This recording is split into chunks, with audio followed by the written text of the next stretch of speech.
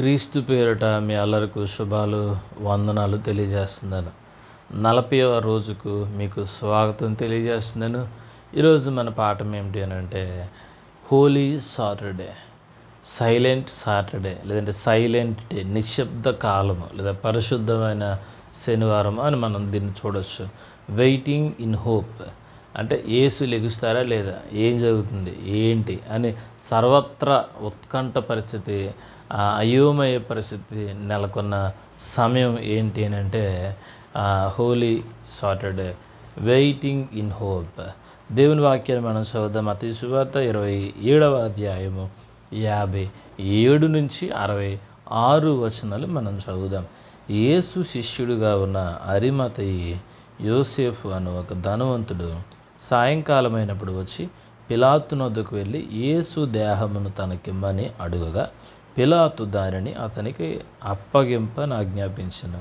యోసేపు ఆ దేహమును తీసుకొని శుభ్రమైన నారబట్టతో చుట్టి తాను రాతిలో తొలిపించుకున్న క్రొత్త సమాధిలో దానిని ఉంచి సమాధి ద్వారమునకు పెద్ద రాయి పొర్లించి వెళ్ళిపోయాను.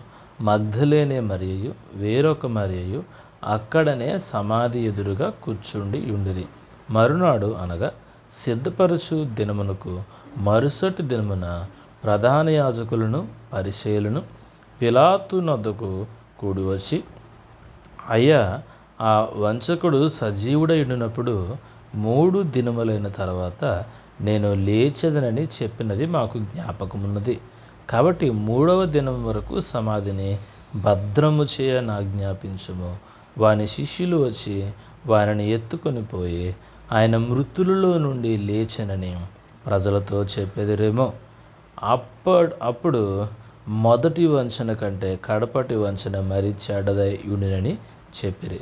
అందుకు పిలాతు, కావలి వారు ఉన్నారు కదా, మీరు వెళ్ళి మీ చేతనైనంత మట్టుకు సమాధిని భద్రము చేయడని వారితో చెప్పాను.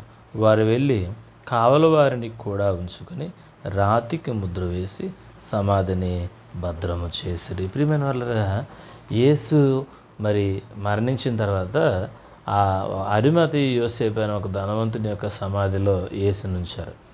అప్పుడు వాళ్ళు ఏమన్నారంటే, యేసు బ్రతుకున్నప్పుడు ఈయన 3వ దినాన్ని లెగుస్తానన్నాడు, కాబట్టి ఒకవేళ లేచినా లెగుస్తాడేమో అని యేసు సమాధిని సాధ్యమైనంత వరకు భద్రపరిచారట. దేవుని వాక్యంలో ఒక అద్భుతమైన మాట చూస్తాం. మరణము ఆయనను బంధించి ఉండుట అసాధ్యము. కాబట్టి ప్రియమైన మరణము యేసుని బంధించి ఉంచడం అది ఎప్పటికీ జరగని పని. ఎందుకు తెలుసా? మరణము ఆయనను బంధించలేదు. ఎందుకు అనంటే మరణం యొక్కయు పాతాళం యొక్కయు తాళపు చెవులు ఆయన దగ్గర ఉన్నాయి. అందుకే ప్రభు చెప్తారు, ఓ మరణమా నీ ముళ్ళెక్కడ, ఓ మరణమా నీ విజయం ఎక్కడ అని చెప్పి యేసు తన ప్రాణమును విడిచినట్లుగా దేవుని వాక్యంలో మనం చూస్తూ ఉన్నాం. కాబట్టి మరణమును గెలిచిన జయ యేసు. Prepare your heart for the resurrection. కాబట్టి మీ హృదయాలను కూడా మీరు సిద్ధపరచుకోండి.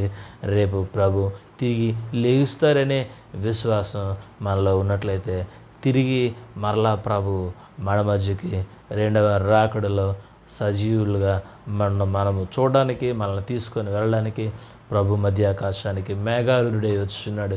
కాబట్టి అంతవరకు మీ హృదయాలను మీరు సిద్ధపరచుకోనండి.